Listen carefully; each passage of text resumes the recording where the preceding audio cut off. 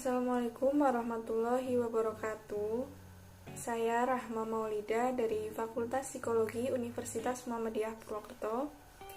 Di sini saya akan menyampaikan kasus yang saya ambil dalam mata kuliah Psikologi Pendidikan dan Pembelajaran.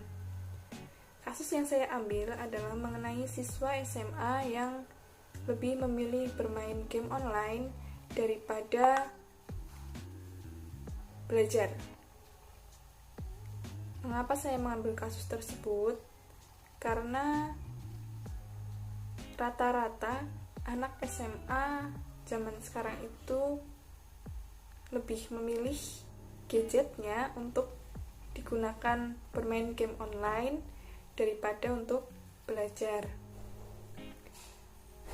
Setelah saya melakukan analisis dan mengidentifikasi terhadap satu sampel yang saya ambil, yaitu adik saya sendiri, alasan dia lebih memilih untuk bermain game online antara lain itu karena metode yang diajarkan di sekolah hanya satu, antaranya tuh hanya metode ceramah. Jadi dia itu merasa bosan apabila sedang diajar. Kemudian alasan yang kedua, mengapa dia lebih memilih bermain game online daripada belajar saat di rumah itu karena tugas yang diberikan terlalu ringan. Mungkin hanya PR seperti itu. Jadi ya dia lebih memilih bermain game online. Di sini saya akan mengambil dua metode belajar yang mungkin bisa diterapkan di sekolah. Yang pertama yaitu metode role playing. Apa itu metode role playing? Metode role playing yaitu metode dengan drama atau peran. Metode ini dengan melibatkan siswa untuk berakting sebagai suatu karakter dalam suatu situasi tertentu dan menunjukkan respon yang seharusnya dilakukan. Pembelajaran melalui metode role playing ini melatih siswa untuk berinteraksi dan mengekspresikan diri secara nyata sebagai contoh atas kejadian yang sebenarnya. Hal ini juga bisa digunakan untuk pelatihan komunikasi yang baik atau interaksi dengan orang lain. Ada beberapa kelebihan dan kekurangan dari metode role playing. Bisa disimak.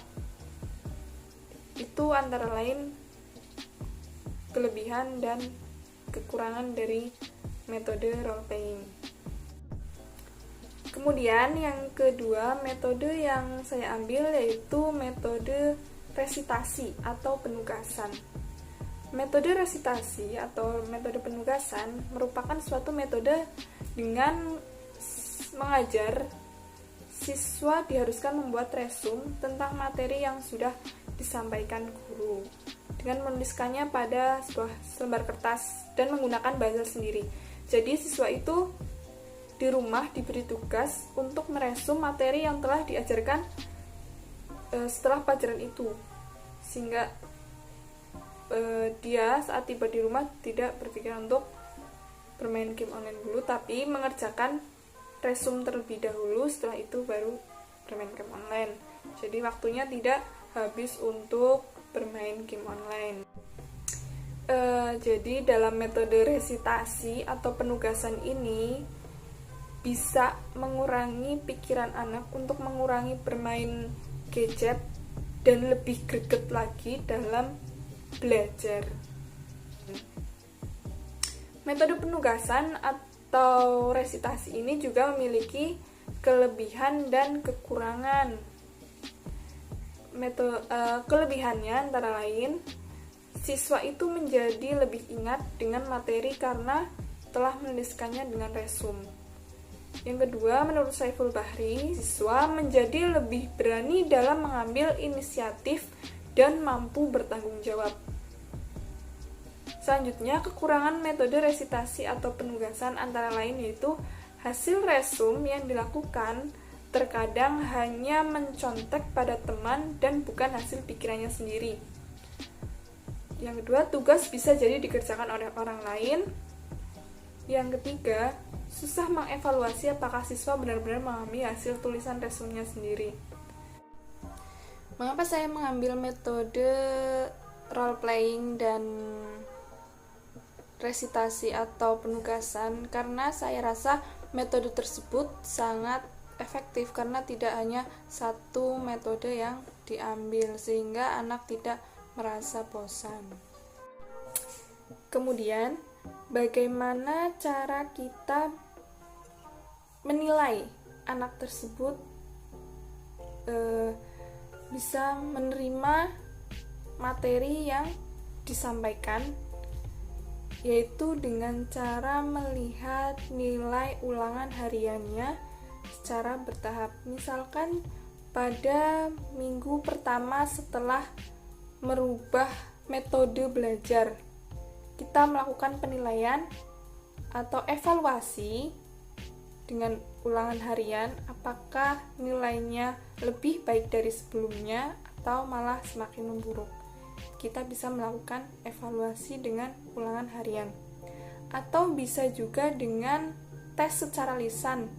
Misalkan 1 minggu setelah melakukan pembelajaran atau metode belajar dengan cara role playing, apakah anak tersebut bisa menerima materi atau malah justru semakin memburuk. Kita dapat mengevaluasinya dari nilai lisan, nilai ulangan lisan ataupun nilai ulangan harian yang tertulis. Kita melihat dari situ.